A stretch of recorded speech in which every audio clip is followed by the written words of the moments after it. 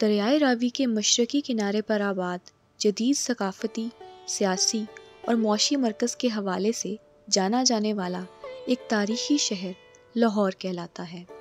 لاہور پاکستان کا دوسرا بڑا شہر اور پنجاب کا دارالحکومت ہے۔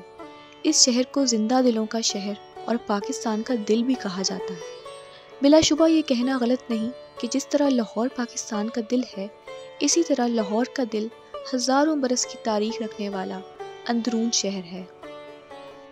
چند روایات کے مطابق لاہور کا پہلا نام لاوا پوری تھا، جو ہندوؤں کے بھگوان رام کے بیٹے لاوا کے نام پر رکھا گیا تھا۔ تاریخ سے پتہ چلتا ہے کہ ایک لمبے عرصے تک لاہور پر ہندوؤں کا راج قائم رہا، پھر مسلمانوں کی جانب سے پرتھوی راج چوہان کو شکست دینے کے بعد سلطان محمود غزنوی نے لاہور کو اپنی سلطنت کا دارالحکومت منتخب کیا۔ مسلمانوں کے سالوں تک راج کرنے کے بعد منگولوں کی طرف سے اس علاقے کو فتح کر کے بالکل تباہ کر دیا گیا۔ اس کے بعد مغلوں کا دور شروع ہوا، جنہوں نے لاہور شہر کو کئی تاریخی عمارات سے مزین کیا۔ لاہور کو سب سے زیادہ عروج مغلوں کے دور میں ہی حاصل ہوا۔ لاہور کے 12 دروازے قائم کیے گئے، جو آج بھی اندرون شہر کی ثقافت اور قدامت کا نشان سمجھے جاتے ہیں۔ ان 12 دروازوں کے درمیان بسنے والا اندرون شہر اپنے اندر صدیوں کی تاریخ سموئے ہوئے ہے۔ پرانے طرز کی بنی ہوئی بلند عمارتیں، مساجد، گردوارے، مزار، گلیاں، کچا کچ بھرے ہوئے بازار اور روایتی پکوان اندرون لاہور کی زینت سمجھے جاتے ہیں۔ لاہور کی انہی خوبیوں کی وجہ سے ہر سال نہ صرف پاکستان بلکہ بیرون ملک سے بھی ہزاروں لوگ اندرون شہر کی سیر کرنے آتے ہیں۔ So I have a couple of days off and I decided to come to Pakistan just for 4 days. It's unbelievable. I'm so happy that I came. I have goosebumps and the people in the hotel told me Lahore is the most beautiful city, so I can't go anywhere else. ان دروازوں میں سر فہرست ہے Delhi get, جس کا رخ دہلی کی جانب ہے۔ پھر آتا ہے یکی دروازہ، اس کے بعد شیرا والا گیٹ قائم ہے۔ رنجیت سنگھ کے زمانے میں اس دروازے کے آگے پنجروں میں شیر رکھے ہوئے ہوتے تھے۔ اس کے بعد کشمیری دروازہ ہے، جس کا رخ کشمیر کی جانب ہے۔ پھر مستی، روشنائی اور ٹکسالی گیٹ آتے ہیں۔ اس کے بعد بھاٹی گیٹ ہے، جو اپنے پہلوانوں کی وجہ سے مشہور ہے اور تاریخ دانوں کے مطابق یہ لاہور کا سب سے قدیم دروازہ ہے۔ اس کے بعد لوہاری اور شاہ عالم گیٹ آتے ہیں۔ 1947 میں تقسیم کے دوران شاہ عالم دروازے کو آگ لگا دی گئی تھی۔ آخر میں اکبری اور موچی گیٹ آتے ہیں۔ جب لاہور پر انگریزوں کا راج قائم ہوا تو انہوں نے روشنائی گیٹ کو چھوڑ کر باقی تمام دروازے مسمار کر دیے۔ بعد میں ان میں سے چند دروازوں کو دوبارہ بنوایا گیا، جس میں Delhi gate, Shera Wala gate, Kashmiri gate, Bhati gate اور لوہاری گیٹ ابھی تک قائم ہیں۔ باقی سب دروازے مسمار ہو گئے۔ ان سب دروازوں میں سے صرف روشنائی گیٹ اب تک اپنی اصلی حالت میں موجود ہے۔ دہلی گیٹ کی حدود میں واقع لاہور کے چند تاریخی مقامات میں سے ایک مقام تنگ گلی بھی ہے، جسے اس کی بناوٹ کی وجہ سے توجہ کا مرکز سمجھا جاتا ہے۔ 2013 سے 2015 کے دوران اسی سے متعلق کچھ مقامات جیسے گلی سورجن سنگھ، سبیل والی گلی اور شاہی حمام کو world city of Lahore authority کی جانب سے بحال کیا گیا۔ بحال کیے جانے والے مقامات میں شاہی حمام بڑی اہمیت کا حامل ہے۔ اس حمام کو شاہ جہاں کے دور میں علام الدین انصاری کی جانب سے تعمیر کیا گیا، جنہیں وزیر خان بھی کہا جاتا ہے۔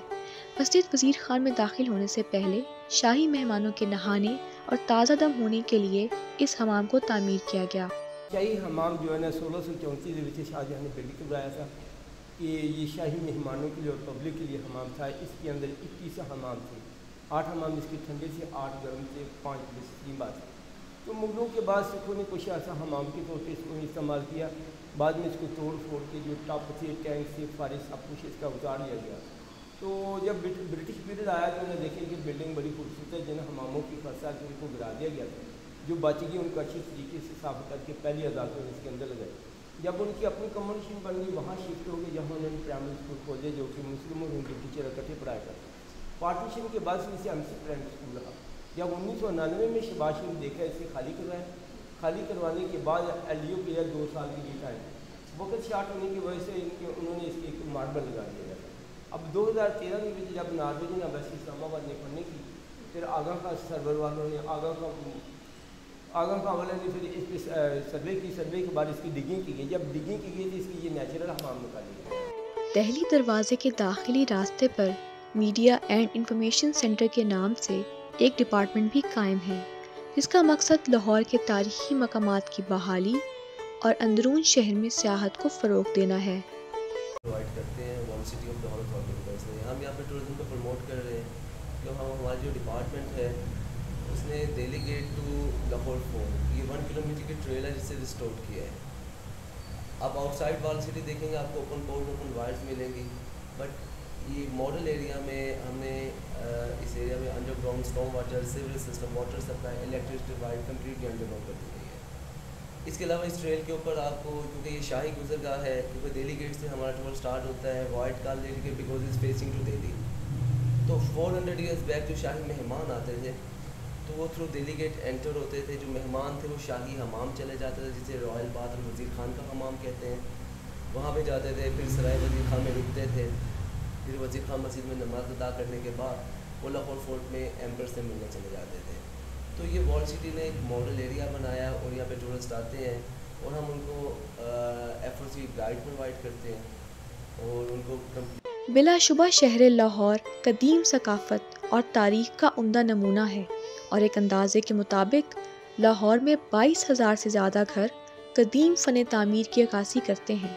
لیکن اس بات کو بھی نظر انداز نہیں کیا جا سکتا کہ سالوں سے اندرون شہر میں ہونے والی بے ضابطہ تعمیرات صدیوں پرانے تاریخی ورثے کے لیے ایک بہت بڑا خطرہ ہیں، اور اگر ان پر بروقت قابو نہ پایا گیا تو قریب ہے کہ لاہور اپنا عظیم سرمایہ کھو بیٹھے گا. بحالی کی کوششوں کے باوجود تاحال سینکڑوں قدیم عمارتیں خستہ حالی کا شکار نظر آتی ہیں. اس لیے اشد ضرورت اس بات کی ہے کہ نئی تعمیرات کے بجائے قدیم عمارتوں کے تحفظ اور بحالی کا عمل جلد از جلد مکمل کیا جائے، تاکہ زندہ دلانے لاہور کی شان سمجھے جانے والے اس عمدہ میراث کو برقرار رکھا جا سکے، کیونکہ انہی خصوصیات کی وجہ سے لاہور لاہور ہے.